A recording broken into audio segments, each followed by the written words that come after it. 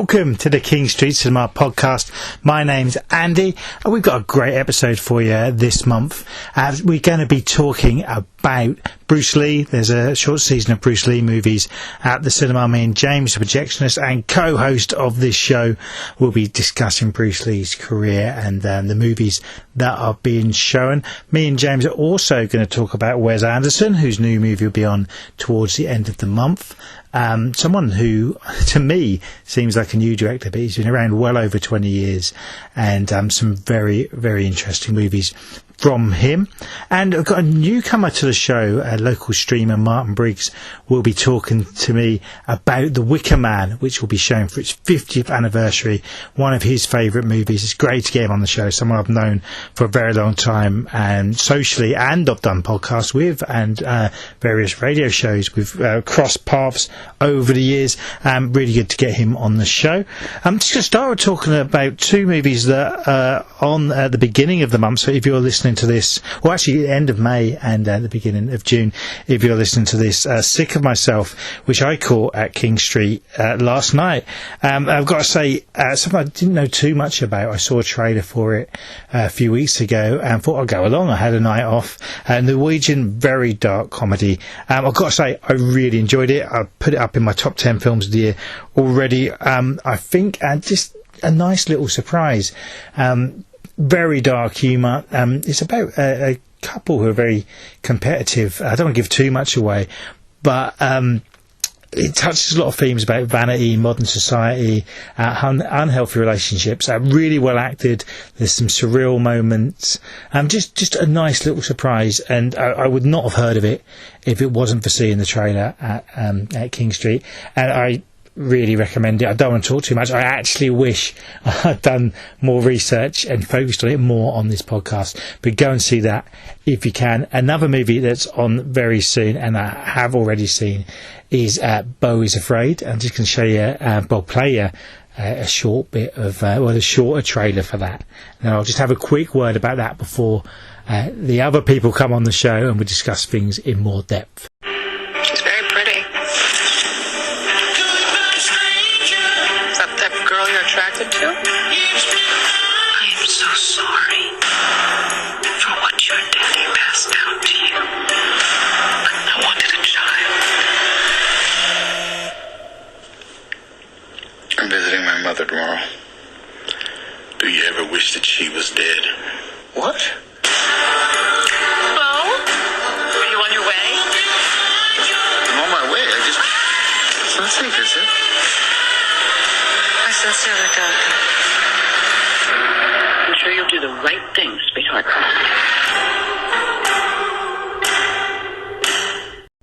From the writer director of Hereditary and Midsummer, two films I really enjoyed. Both could be seen as just out and out horrors, okay, folk horror, I suppose. But this is different. This, from the trailer, the longer trailer, it's very musically and image based. I didn't put it on the podcast. It gave me a kind of Charlie Kaufman feel, being John Malkovich, Eternal Sunshine of a Spotless Mind. But after seeing it, it reminded me more of Terry Gilliam and David Lynch. I found it actually made me feel quite anxious all the way through. It's tense. It's, I'd say, definitely a Marmite film. I can see some people absolutely loving this movie and some people really, really hating it. But it's a cinematic experience. I will tell you that. I didn't get bored for the whole 3 hours. Joaquin Phoenix is fantastic. It's shot so well. As I say, it made me on edge, and don't know if in a comfortable way, but that's what moviegoing is about. It's an experience, and it's something that I'm itching to talk to people about after they've seen it. So go along, have a word with me after you've seen it. Obviously, don't put in the comments any spoilers or anything. Don't do that with any of the films, I suppose. I mean, when we talk about older films, it's a bit different.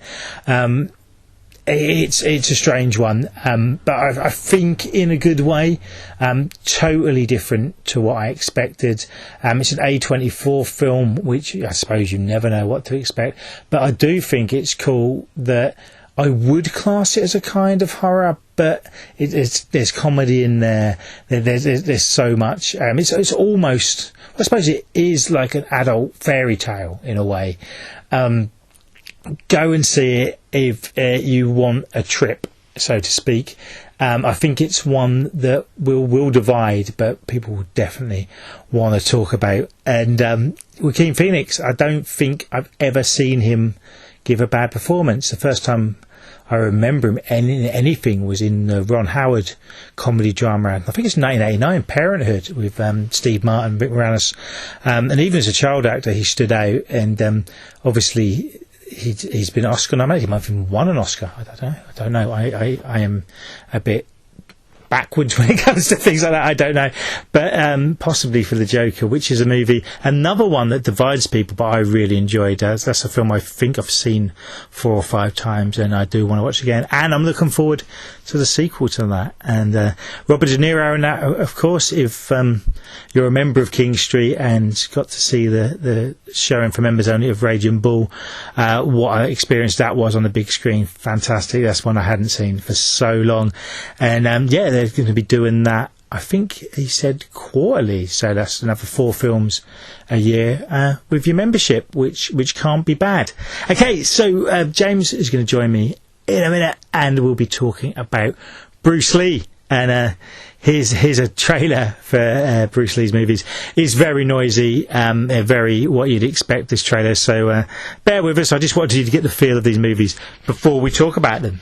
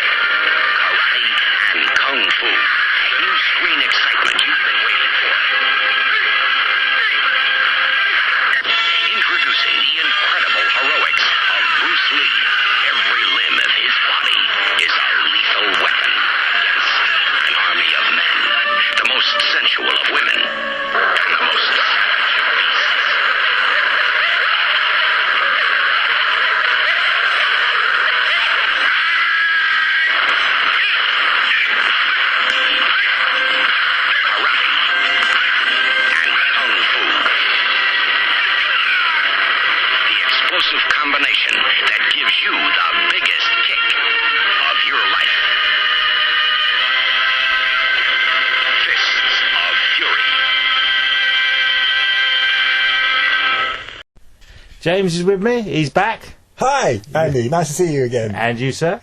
And you. It's been a whole month since we've chatted on here. I've seen you since. Yeah. Oh, of course. I've visited the cinema and seen some films. Yeah. We're going to talk about a couple of things this week because of stuff coming up.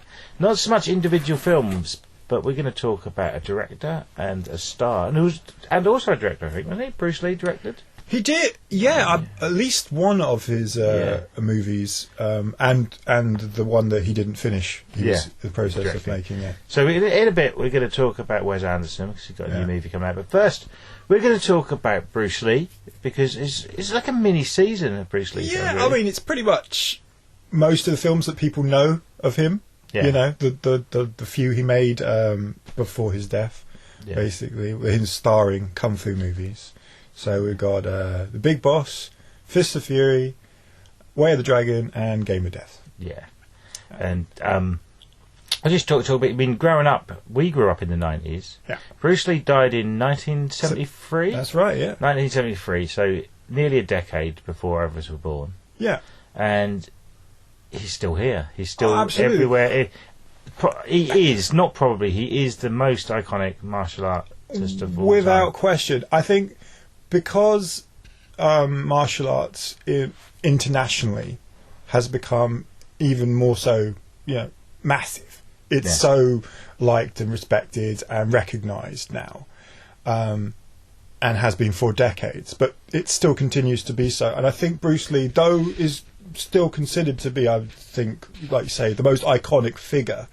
He might not be. It's not just him anymore, as it used to be. See, back then, even for us, even in the sort of late 90s, when I was a teenager and watching the films for the first time, there really weren't too many others other than Jackie Chan, who was the comedy side of kung fu. There wasn't really many, unless you were really, really into it. You didn't really know any other names. Now there are a few others that kick around, like Jet Li coming along and Donnie Yen and stuff, and just and obviously Western, European, Chuck Norris or Van Damme or something like that. Well, this is I see the Bruce Lee movies as a path to the massive 80s boom of action films. Even Arnie films. Oh, absolutely, like that, I mean, anything with sort of fighting, really, of any kind, I'd say so. And the movies still stand up. They do. Youngsters are getting into them. And it's one of those things. The image of Bruce Lee is that iconic. Absolutely. I think for the time as well, he sort of, his career really took off as I think he was about 30 or just coming up to 30 when he made The Big Boss.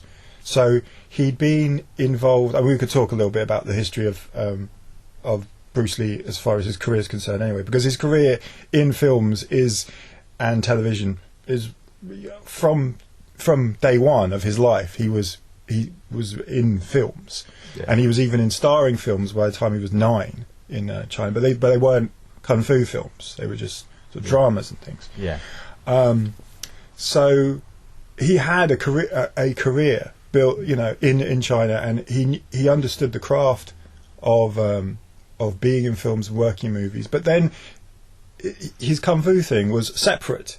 Right? When he got into that and doing that wasn't sort of, I think, him intentionally thinking, right, I'm gonna now do kung fu to make kung fu movies. If you see what I mean, they existed, but there wasn't something that it was more absolutely for a way of life.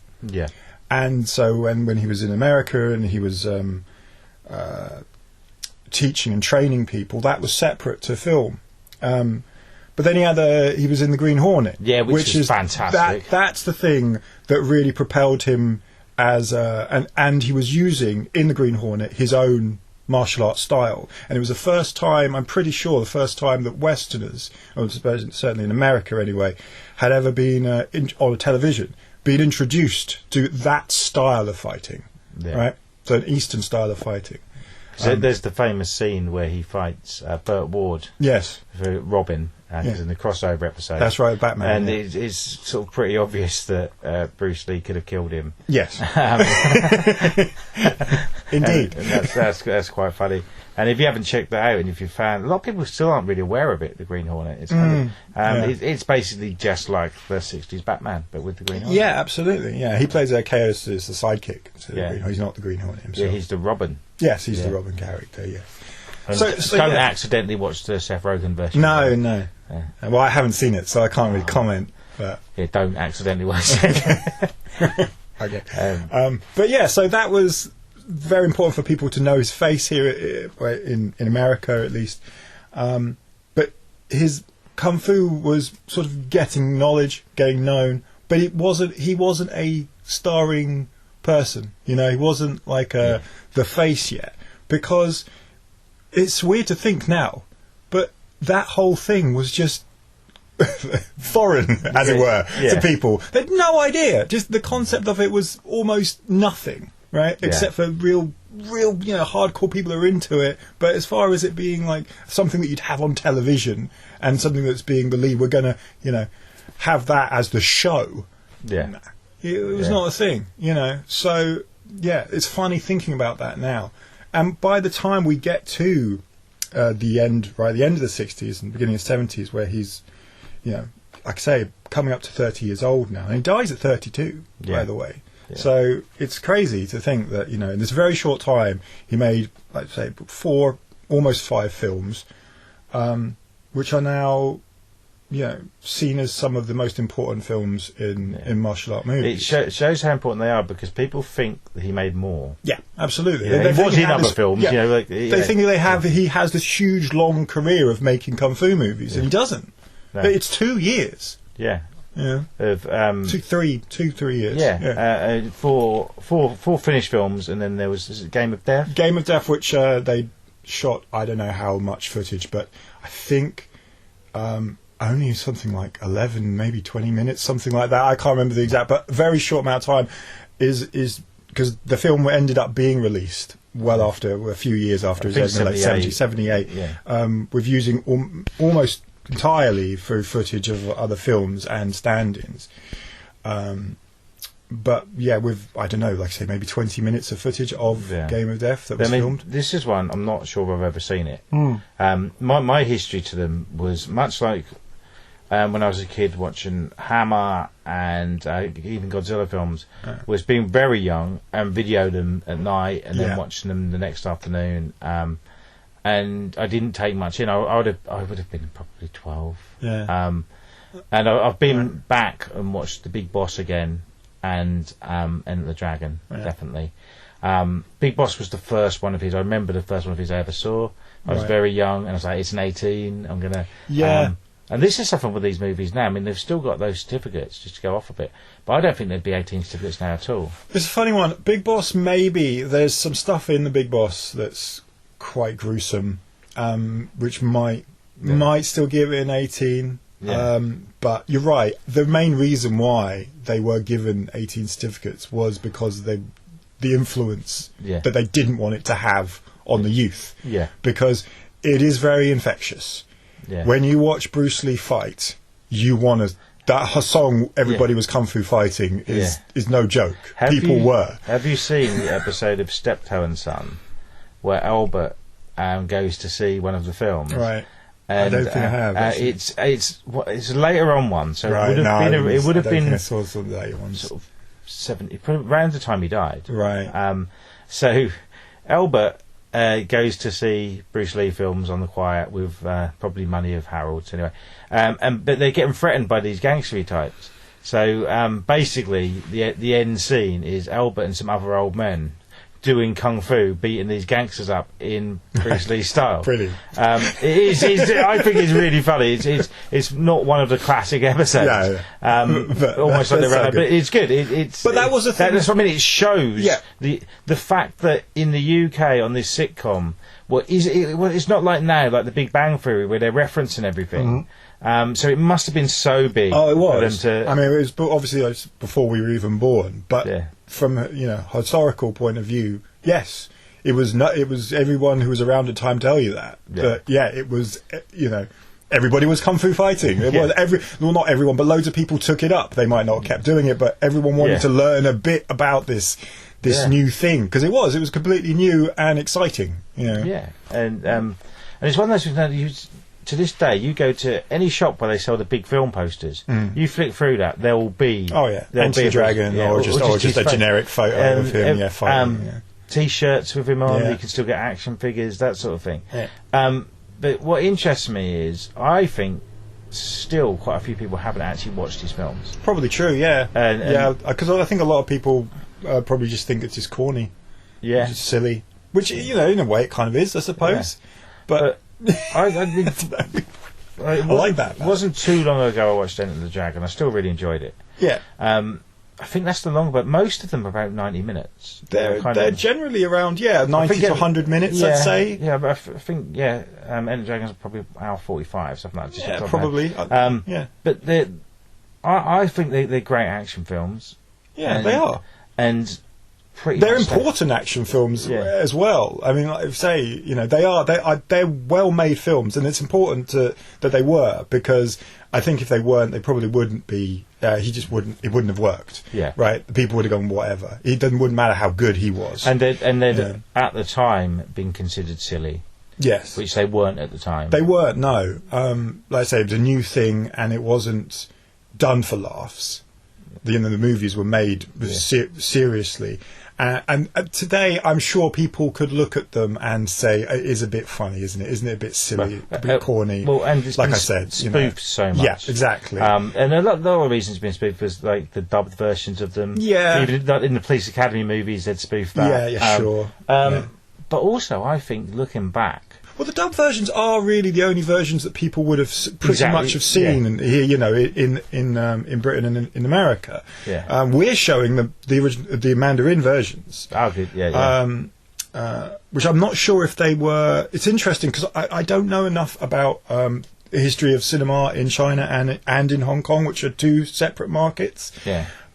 In Hong Kong, which is where these films were made, Cantonese is the spoken language, the majority spoken language, I believe, and Mandarin is in China, mainland China. So the fact that they're in Mandarin is interesting. I think I'll be wrong about this, but I think that Mandarin was just popular at the time as a language used in martial art movies, I believe. I'm not sure if that is completely right. I might be wrong about that, but because I've seen a fair amount of Hong Kong films from Hong Kong where they speak Cantonese, not Mandarin, but in these they do speak Mandarin. So I'm very interested to see them like that. Because I've only ever seen them. Yeah, I personally have not seen them. I don't believe either than the dub versions myself. No. Yeah, so that's pretty good. Yeah, it is. And showing 4 of them. Is it? Yeah. Over 2 days. Yeah. Yeah. So there'll be double bills. Yeah. Yeah, and that's what I always think of. Have you seen True Romance? Where he just goes to that little cinema and they're showing. Yeah, it's the Sonny Shiba triple feature, which is the Street Fighter movies, which I've seen, and I really like them. Yeah, I like the idea of these sort of movies as double bills, and because they're quite short as well. That works. I mean, you're not going to do a double bill with The Irishman and Godfather, are you? Well, you might. Well, you gotta really want to see that. That's not going to be as entertaining as these. I mean, that's an important part of it as well. These are very entertaining movies. Yeah, they're not plot heavy, right? No. And the length is they're well paced. Yeah. I'd say for the most part, and you do enjoy the films even when the fighting isn't happening. I remember that quite well, actually. I liked the build-up to them, like the reason for the fighting. Even though there were... You still have scenes. It's interesting, like, watching more modern martial art movies, because they still have a lot of the same formula, which is to sort of... You have to have a little bit of fighting early on to get people, all excited about the main fights. It's like in a horror, there's a death to start. Yeah, exactly. Yeah, it follows these similar kind of tropes. So but it's always good to sort of see then when the film progresses the reason behind that there has to be this big fight. That's a really good point, because when I was a kid and I watched these at the same time as Hammer films and Godzilla films, especially Godzilla. A lot of the films they drag to me, and then you'd see the action, and you're waiting for the action. Yeah. But I never really thought that with these as much because you're drawn in. Because they said that it's not that plot heavy, but it's enough to get you. This is the point, right? With it not being so plot heavy, is that it gives you a simple story that everyone can understand. Yeah, and it's given to you in just a really accessible way. I think. I mean, that's why they worked, as films, and not just something of like just people fighting. That there was more to it than that, and I think that was very important for Bruce Lee as well. Yeah, for that to be a major part of his career was that it wasn't just by this point it was just the fighting. It was also his acting ability, his history of being an actor. Yeah.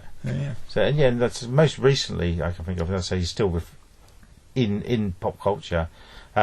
The Tarantino film. Then again, there's a bit of. Oh, that's right. I think they were they? Is it at the time he was doing the Wrecking Crew, which I'm not sure he wasn't in, but I think that sounds about right. Yeah. Which was a big spy movie, I think, starring Dean Martin, where he like on a lot of movies that he was either in or wasn't in.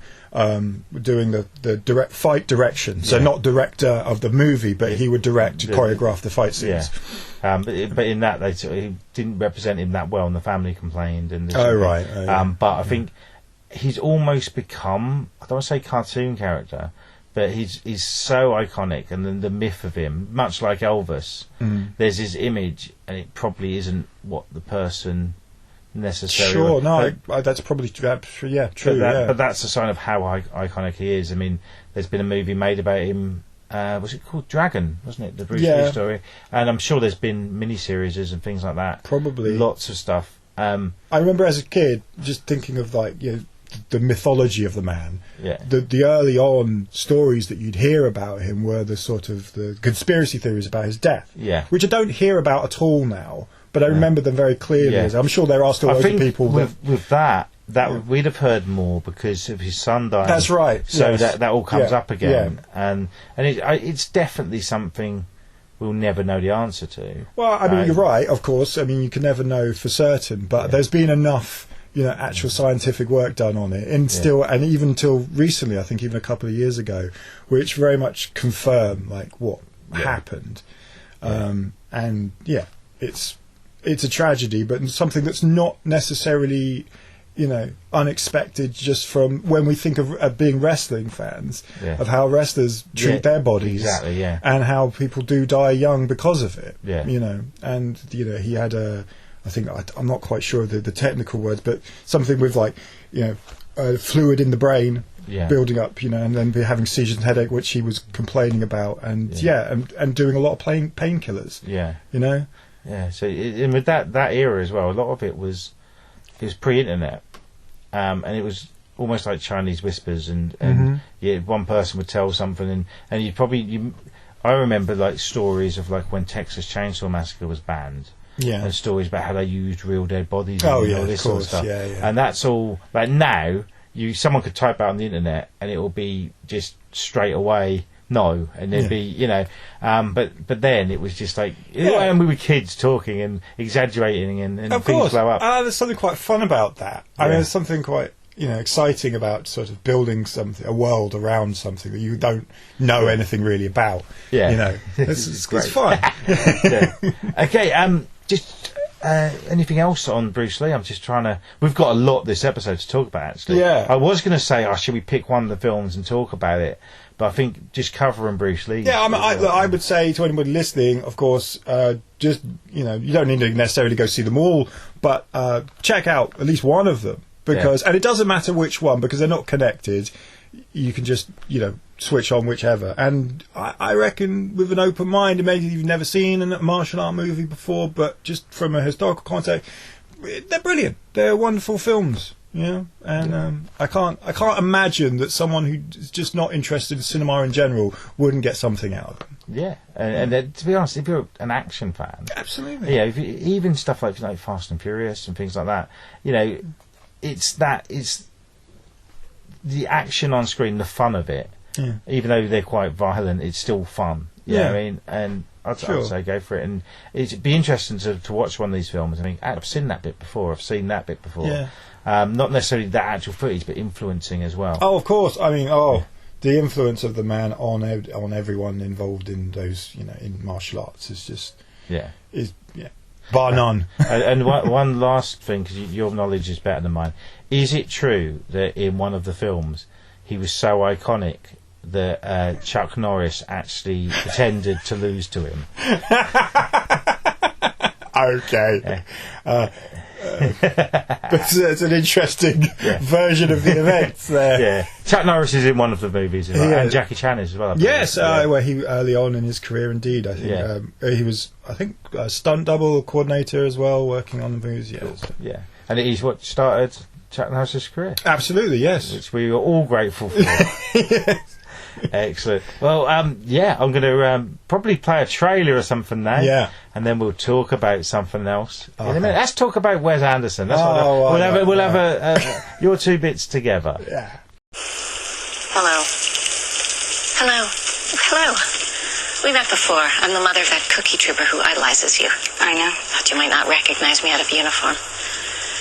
You were very good in the one about the tramp in the brothel who gets amnesia and becomes a pediatrician. You were very Actually, maybe my favorite character I've ever I don't know why nobody else liked it. Oh, yes. Me neither, thank you. Some people liked it. Oh, I'm sure I did.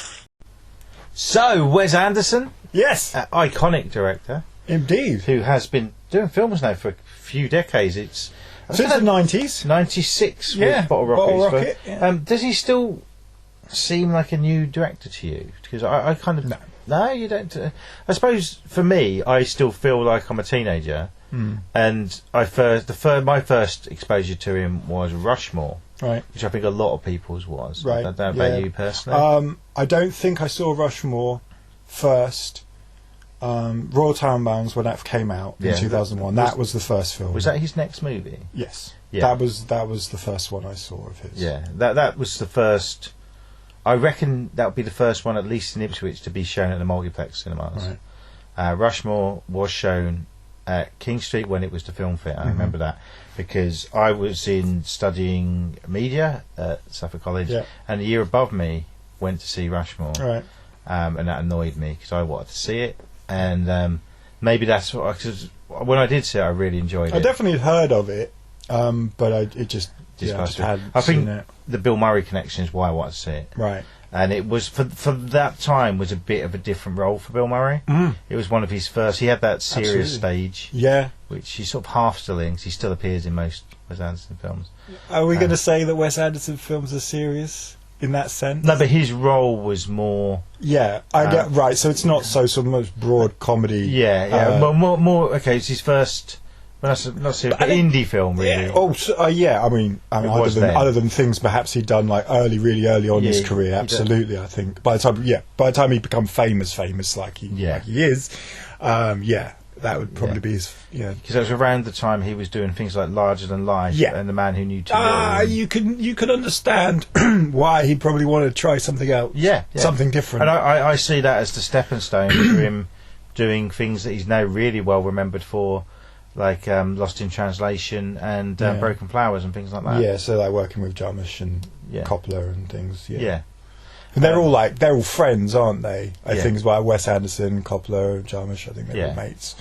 So they make similar films. Yeah, but Wes Anderson in the last 20 years, say, has become someone who you can put his name on a film and it sells it. It is the audience. Absolutely. He's definitely got his own style. Indeed. Which you can see a film, and it's much like I think the same with Tim Burton. To a certain respect, Tarantino. Tarantino's has been copied more than most other seekers.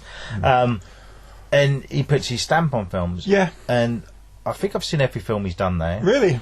Wow. And I will admit some I think are absolutely amazing, but I do still find him very hit and miss. The trailer for this one, which you've been showing, absolutely, we're showing a lot. Trailing it a lot. It grabbed my attention straight away. I'm like, I like that. It looks a bit Mars Attacks, a bit 50s B movie, but it also still feels very Wes Anderson. Absolutely, it's got that look. It has the style, the way that this is just from the trailer, of course. The way they talk to each other, sort of the dialogue, it's the back and forth, quirkiness, which is a term I hate using. Sort of, the uncertainty, insecurity, all these kind of things about personal identity, all that kind of stuff. Like, these people are a bit odd, aren't they? Yeah, and it gets a few jokes in there in the trailer, sure, which I'm hoping doesn't spoil many because it is a comedy. It's like. Yeah, well, his films are generally considered sort of comic dramas, aren't they?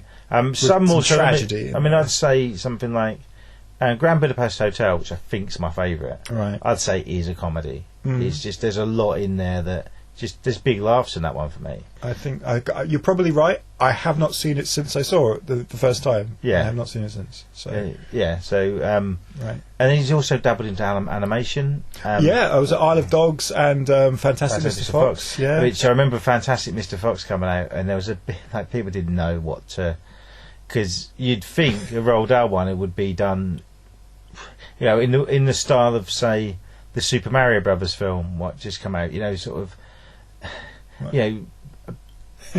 Basically made to make loads of money, right? And Fantastic Mr. Fox is like this little indie film as a stop motion, isn't it? It's stop motion. I believe so. Yeah, and I thought that was great. I mean, I'm not sure it 100% worked. I think I prefer Isle of Dogs, but Isle of Dogs. I mean, that movie. The only audience really for that is surely his fans. I guess so. But isn't that? But at this point, anyway, I would say that's kind of what he does is just make movies. Well, I really don't like the idea of people, intentionally making films for other people. I think that filmmaker hopefully is making things because they want to make them. But I know what you mean. Yeah, because that's animation based on a kid's book. You think would be aimed for primarily and to make money and to sell lunchboxes. Sure, but it's really not. It's a funny one, I suppose, in his filmography.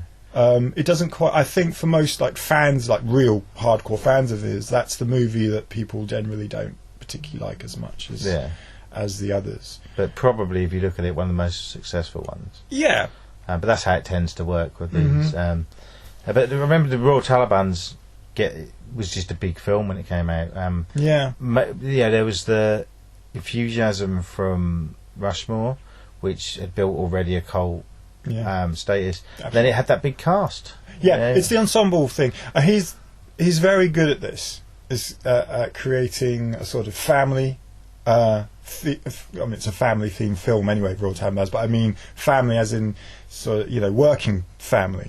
He works with a lot of the same people over and over again, and they clearly know each other very, very well, and they understand each other, and that works. And you can see that. And if you're into his style, you feel like you're part of the family. I think that's kind of the thing, that you know where you are, you know who you're seeing, you get it, right?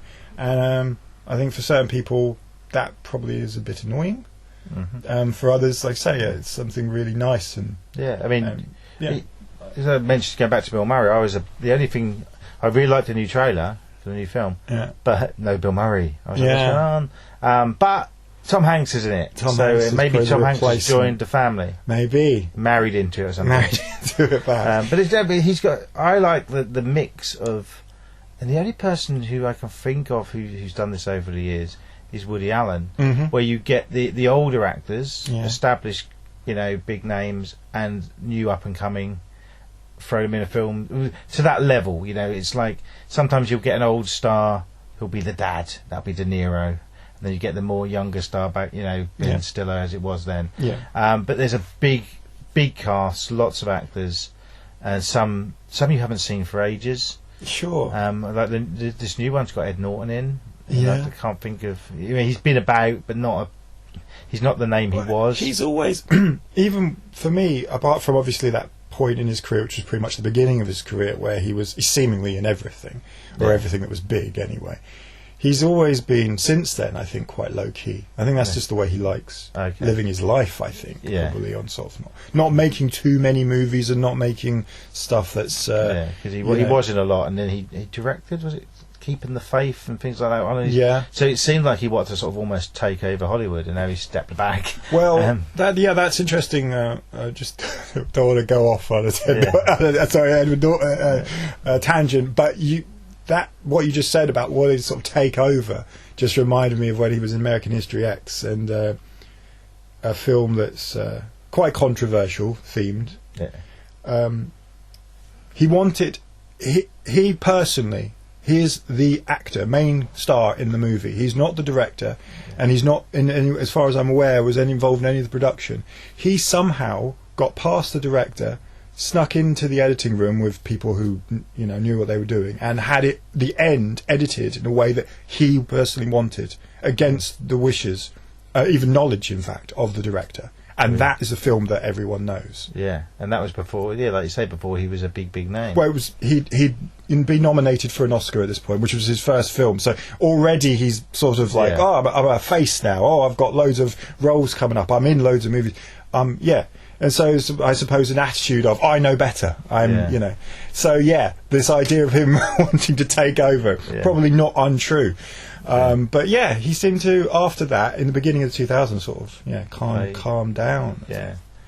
So interesting. But he's in this. But another thing with his movies, you never know how much that trailer. You don't know what character it's going to mainly focus on in the movie. No, but this is a problem I have a bit with Wes Anderson, though. With having such a huge ensemble cast, is that it can have names. You go, oh look, a big name, and they're not going to play a big part. They're just playing a small thing, which again I think loads of people really like. And then other people like myself, not too overly keen on it. Well, with this one, there's it's about a 2-minute trailer, and you see lots, but then there's a list of the people who are in it, and some of the names are not in the trailer. Not in the trailer. So I'm guessing they're the ones like Margaret Robbie's in it, and I don't in the list, but not in the trailer. Matt Dillon. So I reckon they're ones who are gonna, maybe people have had a bit of a moan about this, and the names are there, but they're not in the trailer because there was one. Yeah, you always expect Bill Murray, and it might be Grand Budapest Hotel, and he's barely in it at all. That's right. Which, to be honest, you shouldn't go and see a film really just because you're I agreed. But it's annoying. If this is just a personal preference for me. I'm not a massive fan of that. Yeah, that kind of thing. Yeah. Because I feel like it's a marketing ploy almost. Yeah. But I get it probably from Anderson's point of view. And like I say, what I could call the family point of view is that they're just hanging out making movies. Yeah. They're not thinking about all of that other element to it. It's like a more critically acclaimed Adam Sandler, because he always does that. Yeah, exactly. But then something like Grand Budapest Hotel, which I will keep talking about because I love it. It's my favourite one. Right. It's all about rare finds, isn't it? Yeah. So it's kind of absolutely, and it was sold as that as well when it came out. And with that, you knew it was about him. So it wasn't. Whereas I'm interested with this one because Tom Hanks is in it, and I think it could be he's one of the main ones, but it's not pushed as Tom Hanks. No. And which is rare for him in a film now. Normally his name's above the title. You know? It looks interesting. It looks like I don't know where it's going to go, because it could go off on a big sci-fi route. I think it could go more matinee. I think I have no idea, but like I say, I'm just thinking about Anderson as well, in the kind of stories that he tells, which are always different, but in a way kind of the same, in the sense that it's him. He's no tour, so of course they're always good. Like I say, you switch on a scene of one of his films, and you know it's one of his films, even if you've never seen it before. It's probably going to be quite basic with that, I think, and all of the elements that give the idea of genre, I think, are going to be incidental ultimately, and it's really just going to be about relationships and family and that kind of thing. Your typical Wes Anderson movie. He might surprise us, but maybe. But I do think that he's got that audience, and I think he's going to stick with it and stick with what he does well. Well, of course he is. Why wouldn't he? Well, some directors try to mix it up, and it never really works. I always call him the 6th, 7th guy. Yeah. M. Night Shyamalan. Yeah, that's it. I remember when he done Lady in the Water, and I never disliked that film. I thought it was fine. But everyone moaned because there was no twist in it. Right. I never seen it. But maybe that was the twist. Maybe that was the twist. Exactly. So I think do what you want, and I think that he's gonna. I was. The one film of his... There's 2 films of his, I'll be honest, I was a bit disappointed with. Yeah. What was the second one? The French Dispatch. Yes, the most recent one. The other one that's just coming up. It looked great. There's moments of kind of genius in it, but for me it just didn't work. Right. And I think it was because it was just 4 completely different, or 3 or 4 different stories that didn't link up, and for me... Right. It just didn't flow properly. But... The other one, Life Aquatic, I just thought would be better. But I really like every other film of his I've seen, I think. I've enjoyed them. I've gone back to them. So this one, for me, it looks back on form. But I do know a lot of people who really like French Dispatch. But the guy, it was. I think it did well, didn't it? I think a lot of people. I think critically really enjoyed it. But I think it might be a personal thing for me, the way it was told. I haven't seen it, even though I showed it, but just didn't see it. I heard it's probably the most Wes Anderson film. I mean, when I saw it with 3 or 4 mates, and no one was really blown away, and I did say it was like someone had spoofed a Wes Anderson film. That doesn't sound good, though. No, I mean on that sense. But this looks more... it looks more like there's a plot to care about. Yeah. I'm very interested with the casting in this one. It seems like there's... I think the setting is probably something that makes it look fun. It makes it looks interesting, fun. It's set in the 50s. It's set in, I'm guessing, New Mexico or something in the desert. And there's you have ideas of extraterrestrials in there, and the bomb, obviously, at the time, nuclear bomb. So you've got that. So I guess Cold War perhaps might come into it a bit in a sort of funny comedic way. I don't know. But no, it was one that I hadn't even heard about it, and then you showed the trailer. I don't think what film, but it was probably a month or so ago. Yeah, and I was like, oh, yeah, we've been and I'm trailering like, it a lot. That looks really good. Yeah, and since then I've been like, well, when's it coming out? Yeah. So it's one the next few months I'm really looking forward to. Just while I've talked about Wes Anderson, have you a favourite of his films? Are they you're sort of missy with him as well? Right. Well, okay.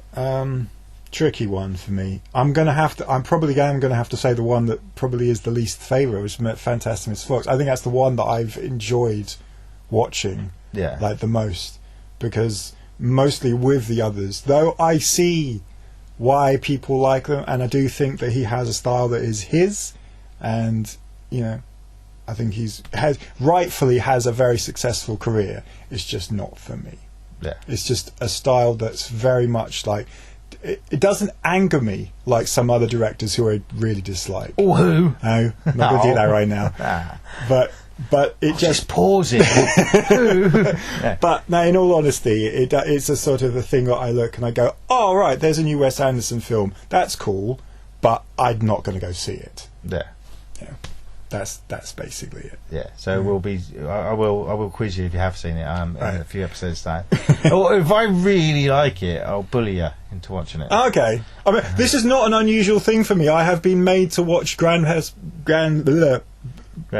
Hotel, which I did see and didn't dislike. Again, like I say, I don't think there's any of his films that I've really disliked. I just don't find it interesting. I don't engage very well with it. I just find myself kind of going, could it end?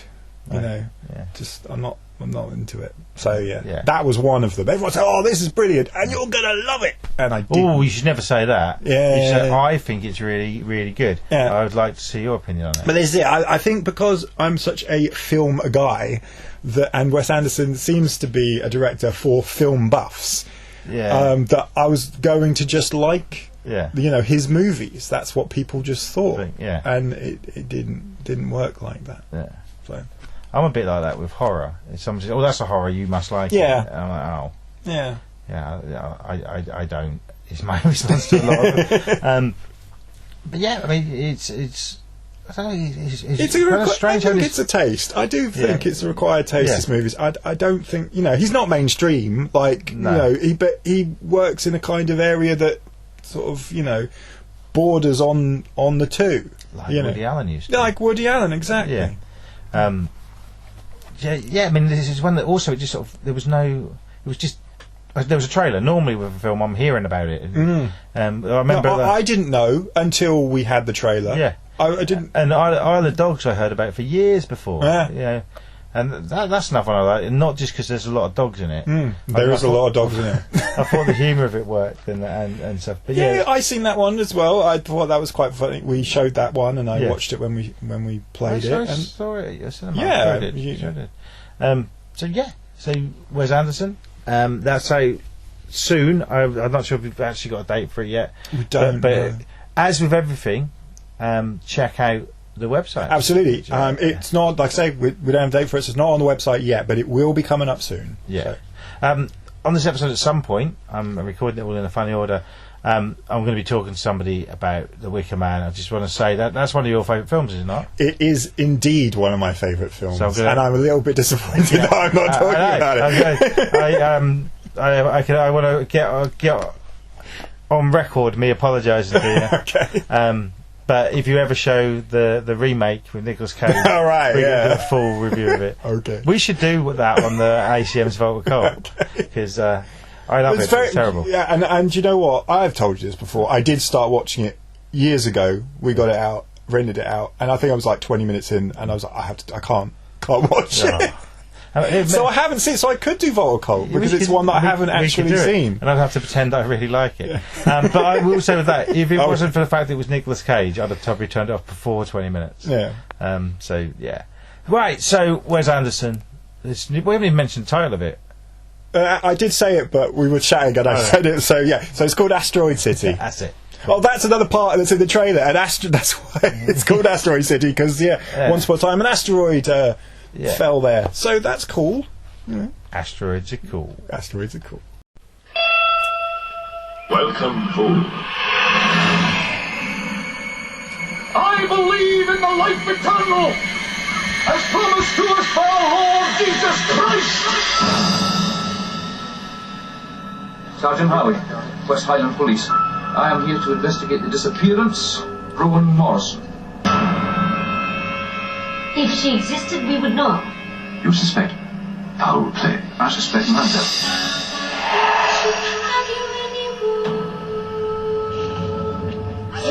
Sergeant, if I were you, I would go back to the mainland. You must be around here a lady. Hail the Queen of the Bay!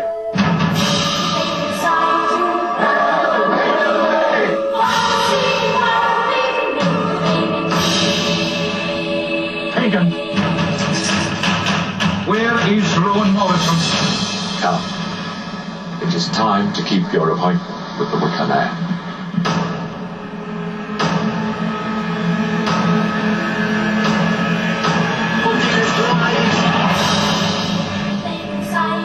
You simply never understand the true nature of sacrifice.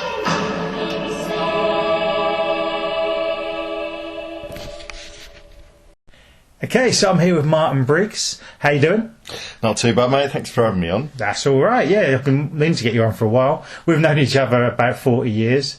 And you know James as well, obviously. Known James for a similar amount of time as I've known you. Both been around a long time. Since sort of college time, really. You've done a lot of podcasting, you've done radio, musician, even in a band with James at one point. That's true, actually, yeah. A couple of different ones over the years. Yeah, and now it's mainly Twitch streaming, yeah? Yeah, so I do a Twitch stream every Sunday night at the moment. It's a mixture of gaming stuff. Sometimes we have public domain cinema screen and stuff like that. Sometimes DJing, that kind of thing. A variety streamer, I think, is the term for what I do. But it's currently every Sunday night at about 8:30 p.m. Yeah, what's the address type? So you want to be looking for twitch.tv/Dalek_Khan. That's KHAN 84.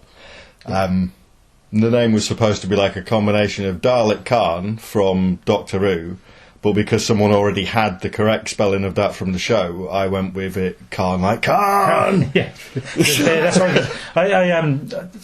I watched some of the game stuff, but more the films over lockdown. There's some of the old school horror films I really enjoyed, so that was cool. And I thought it was Khan. Star Trek? Yeah. Knowing you, I should. But you know what a Dalek is, so it still works as like a Doctor Who, Star Trek mash-up name. So I was happy enough with it. Yeah, it's nerdy, but in a good way. So we're going to talk about The Wicker Man, which can I say it's one of your favourite films? Yeah, no problem with that at all. It really is one of my favourite films. I mean, horror is like it's always been my favourite genre. It's the one that I think probably got me into film in more of a than just a casual sort of way. It was the horror genre that I was drawn to, especially British horror films from the 70s. And I think nothing really that controversial about saying that The Wicker Man's one of the best British horror movies of that decade, is it? Particularly if you're focusing on the 70s. Just an incredible film. I think because so many of the films of that time, even though they're very well loved and not always that well made, I think it's fair to say, but The Wicker Man is actually a really well made film, uses its location really, really well. It's so much more of an accurate take on like witchcraft and sort of pagan beliefs than you'd ever seen in like any of the Hammer movies, if you compare it to, say, Devil Rides Out or something like that. You know, it's that's kind really of different. What it was lumped in as when it came out, I think, wasn't it? Because it didn't do very well when it initially came out. At least commercially. Yeah. And I think there was so many of these kind of Hammer type films out that it got lumped in with them, but it is something different. and very well now influential. Yeah. I mean, really influential now. If you look at like Midsummer's probably the obvious the go-to for that in terms of more recent films, but I don't think it'd be fair to say that it like Midsummer rips off the Wicker Man, but it'd be also kind of ridiculous to say that you can't see the influence there. It's a really, really strong influence. Certainly inspired. So can you remember the first time you saw it, or at least how old you were when you first saw it? Yeah, I mean, that's one of the things, because I've seen it so many times. It's probably up there in like top 3 for films I've watched the most amount of times. I struggle to remember exactly when the first one was, but I would have been sort of mid to late teens, I guess. Like, would make the most sense. So that would have been sometime kind of in the 90s, I guess, would have been the first time I watched it. And I think it was kind of like it was a film that I watched, enjoyed, and then just sort of moved on from and didn't really look at for ages. And then when I went back to it, kind of like through being a big Christopher Lee fan, was really what brought me back to it again.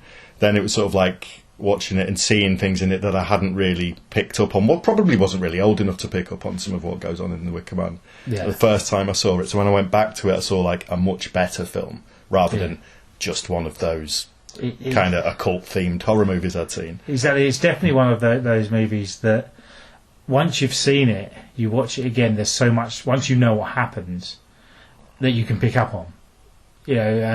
First time I saw it, I actually thought it was just okay, the very first, and I'd have been, I reckon, very late teens or early 20s. You'd have seen it before me, I reckon. And it was when Iron Maiden released the song Wicker Man. Which is great tune. That's a good comeback for Maiden, wasn't it? And I thought, it's all right. It's, but it's one of those ones that everyone had talked about, so maybe it had been hyped up to me too much. And then I rewatched it a few years later with my dad. And I don't think he'd seen it for a very decades. Had he seen it when it was released? He'd seen it at some point. I don't know if he saw it when it very first released. He might have seen it kind of late 70s or early 80s, probably when it was first on TV. I don't know that. He used to go and see a lot of the Hammer films. I know he saw Halloween at the cinema, so he could have done. And Carrie, and it scared my mum. And she wouldn't watch it for years. But I watched it with him, and kind of, as I knew what was going on, I was watching more what's going on with the characters, and I really appreciate it more. And now I reckon I've only seen it 4 or 5 times over the years, but I really enjoy it every time I see it. Have you ever seen it on the big screen before? No, so I'm really looking forward to the fact that it is going to be getting sort of a wide release again for the anniversary, because I haven't seen it at the cinema before. It's not that often that if these films that you haven't seen before are as old as that you're going to get the chance to do that. Shows how well the film stood the test of time, I think, and it's probably more well liked now than, like you say, than when it was released. But well deserved. That we're going to, so hopefully new people will get to see it as well. I think the whole folk horror thing is quite popular these days. I think that probably people have gone back and watched it already, but I expect this new cinema run to do fairly well. I mean, it's a big cult film, isn't it? And fans of, we mentioned Midsummer, they wouldn't have seen it on the cinema. No, I mean, I think possibly I've got a Blu-ray release, which I don't think you can get anymore, triple disc 40th anniversary. So that's 10 years old now, and it might have got a cinema release when that came out, but probably just a small, maybe London Prince Charles, somewhere like that. But I think for Ipswich, this will be the first time I can think of, and I go to the cinema a lot. But I might have missed it. You know what it's like sometimes. It's possible, but I don't think you did. I don't think. I mean, I've lived in Ipswich 20 years, and I can't. I reckon I would have gone. That's what I recently at a horror festival in Sudbury, they showed Matthew Hopkins, Witchfinder General, which is a movie. It's not like The Wicker Man, but for the feel of it, it's more of it's kind of pokey as well. I definitely see why you like bringing it up. For sure. That's one that should get shown around here all the time, isn't it? Since it was shot like on location around Suffolk and Norfolk. I mean, my family's from Kersey, and I'm like, that's near my dad's old allotment. And another one I watched with my dad, and I loved it. I hadn't seen that for a long time. And but this era of horror, so it's British horror, there's so many good ones, and you never see them on the big screen. You never see any Hammer, and you never see, at least here. And I think this is a great way for, if you haven't seen these movies, guys, and if you have, you always get a different experience. Yeah, on the big screen. Yeah, I'm really looking for you. You don't get the chance very often outside of sort of specially organised kind of things. Yeah. We've not really had it in Ipswich, and I do think it's kind of strange when you think about it. They had the revival of the Hammer brand. Yeah. With some of the movies that they brought out, like Woman in Black was one. There was a few, wasn't there? Yeah. Wakewood, I think, was another one. So you had that going on, and you also had the trend of like anniversary releases, remastered 4K releases, and all this stuff of older films. The two things never combined to bring in some of the classic Hammer films back to the big screen. Find that really odd. Yeah. Christopher Lee's become like a legend. No, it's still not happening for some reason. It's strange. The only Christopher Lee film I think I've ever seen in the cinema was whatever Bond one he was in. I saw a reissue of that. I mean, Lord of the Rings for me, I think. Oh yeah, I did see that. Sorry, I'll shut up. yeah. But I mean, classic from the 70s, 60s, that sort of era. Yeah. As in reissues. But then, Lord of the Rings get reissued every few years, don't they? But when you look at his body of work, he's... I mean, you would think by now we would have been able to go and see Dracula. Yeah. At least. But... Yeah. It's not happened, but... would you say he's still the most iconic Dracula?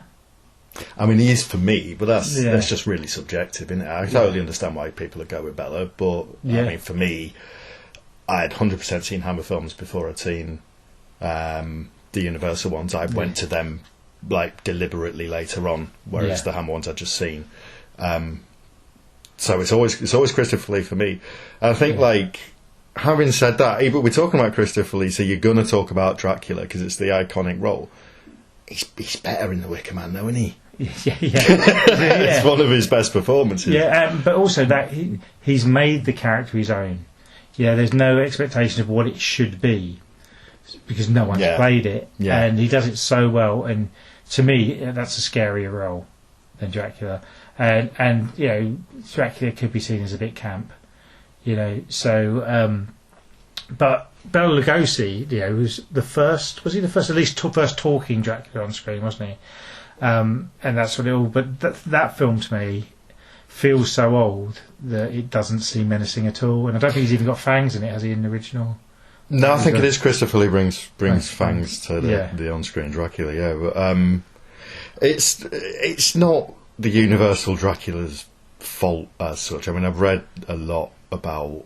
Like the director, Todd Browning, is not on set a lot of the time, and you can see it where there's like stuff just been left in shot that like completely shouldn't be there, and all of this kind of thing, and you just got Bela Lugosi parading around, taking it all that proper method, really taking it seriously.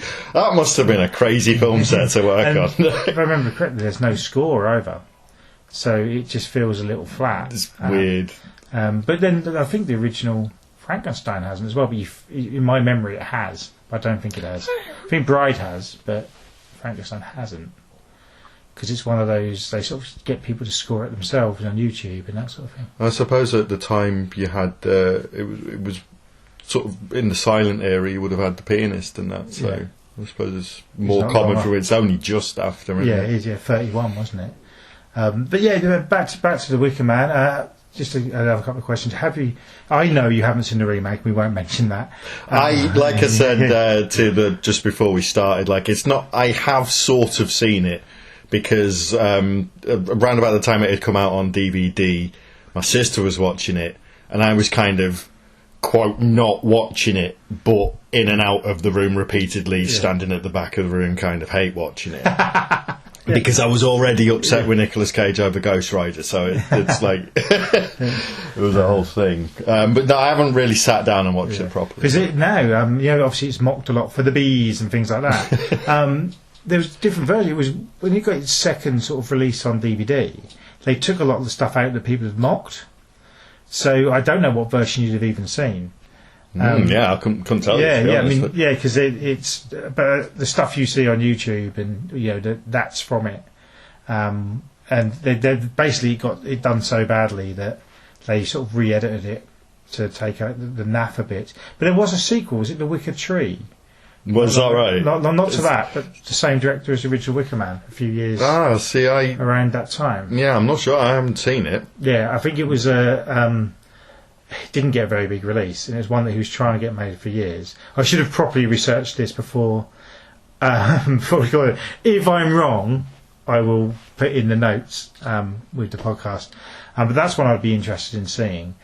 But it is one of those films that you definitely didn't need a remake. I mean, I would almost be scared to watch any kind of sequel to The Wicker Man because it does end so perfectly. Yeah, that whole, the inevitability of it has played out. Yeah, and it's done now, and it's inescapable that it's done now. So, like, you'd really be like, just leave it there, mate. Yeah. Surely. But I don't know. I feel like now you've said it that I remember reading something about there being like a follow-up, but I don't know if I knew that I think I knew it was actually had been made. Yeah, I think it's one of those ones that sort of pops up on the Horror Channel and things like that every now and then. I'll definitely look it up. But it wasn't a big thing, is my point. And I think it's one of those, maybe the director and people involved wanted to do another one, but the fan base, like you say, it ends so perfectly. But then there's one thing with the ending was always bugged me, and you may know the answer to this. Now you see the poster, which pretty much tells you the ending. I suppose there's a limitation on like spoilers and that. But was that the original after a point, poster? like it's been 50 years? Yeah, I mean, people will probably know, but. Was that the original poster? Was that the original? I don't think it was. No. It's a brilliant poster, though. Yeah. I don't know if it's the original poster or not because you see so many different things. I'm not sure. I couldn't tell you which is the first one. If you buy Planet of the Apes, the original '60s one, there, it's got the end of that with the Statue of Liberty. That surely could not have been. It'd be awful. It was like the Star Wars equivalent, everything. Just right. He is his dad. Yeah. The one thing that always reminds me of is, remember when DVDs first came out and some of them, the longer films, you turned them over. There was a side B, like with cassettes.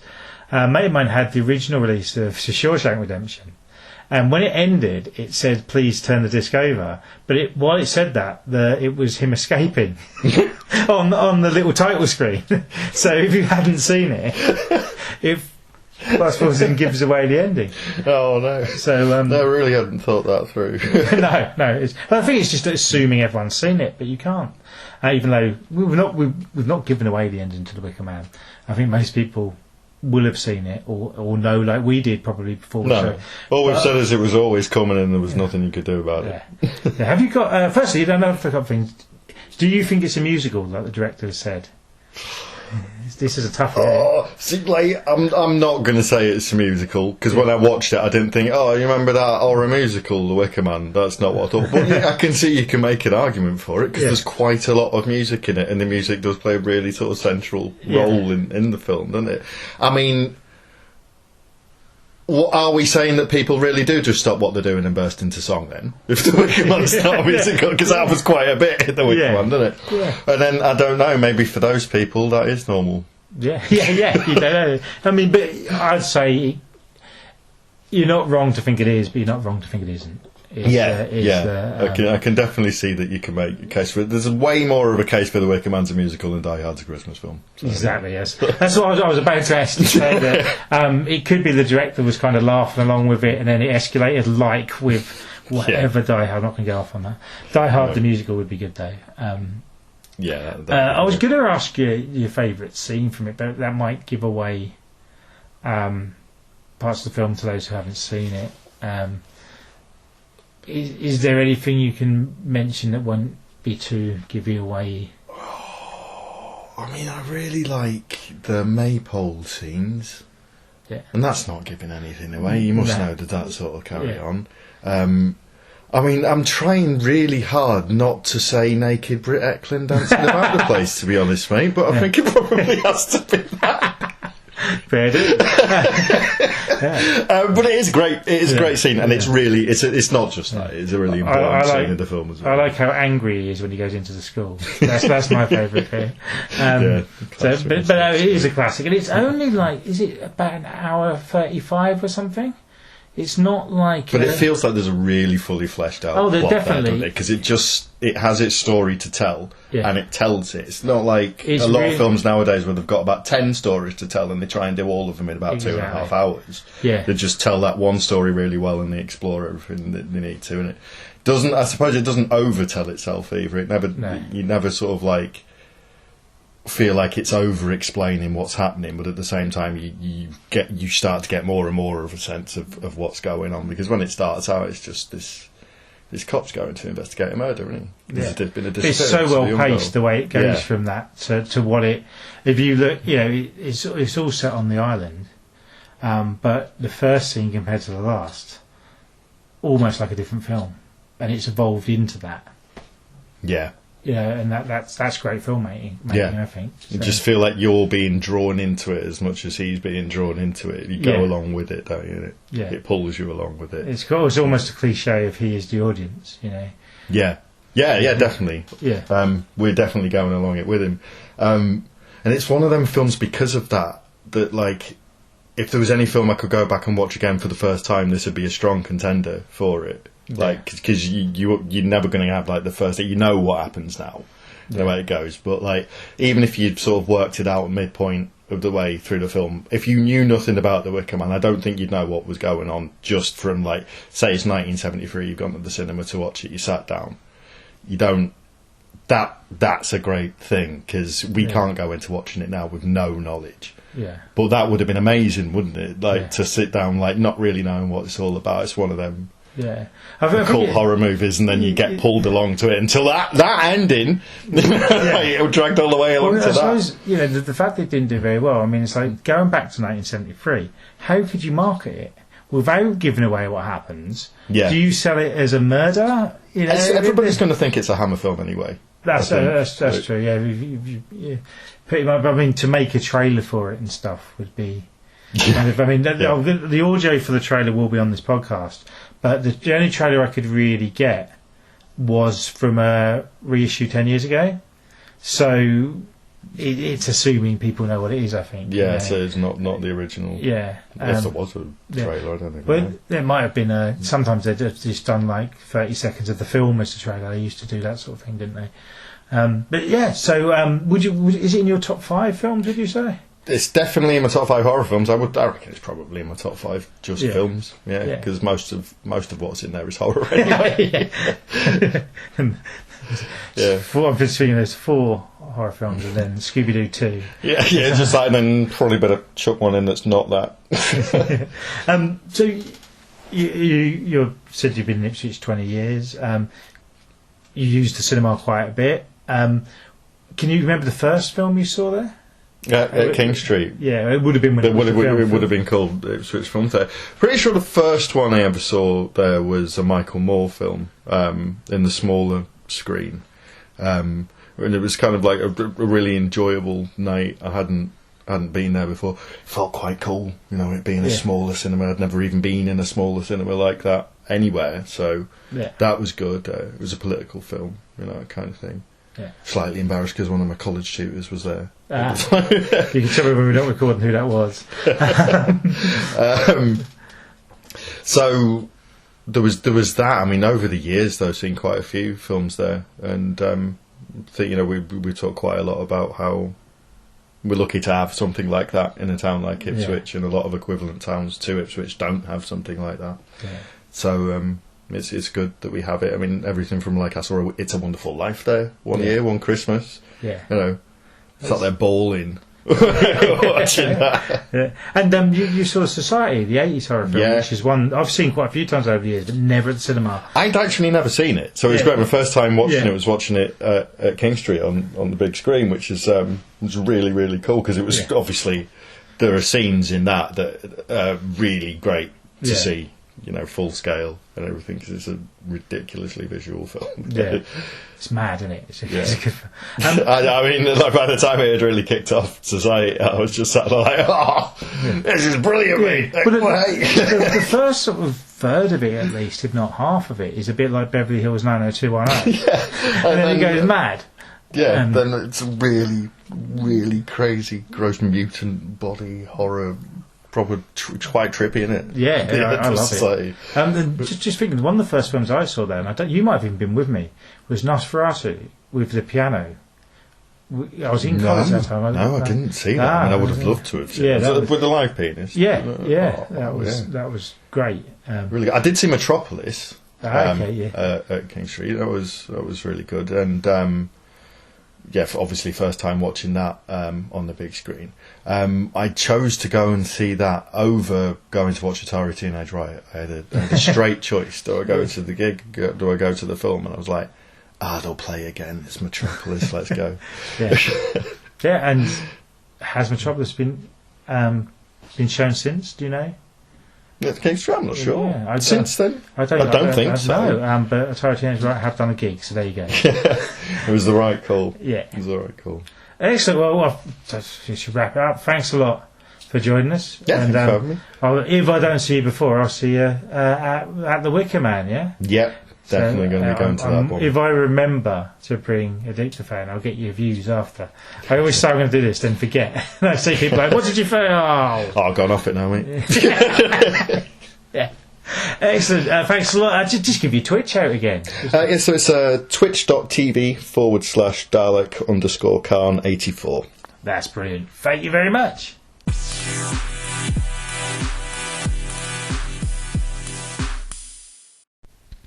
Huge thanks to everybody for listening. Don't forget to find King Street Podcast on Instagram and Facebook. Look up King Street Cinema, obviously, on there as well.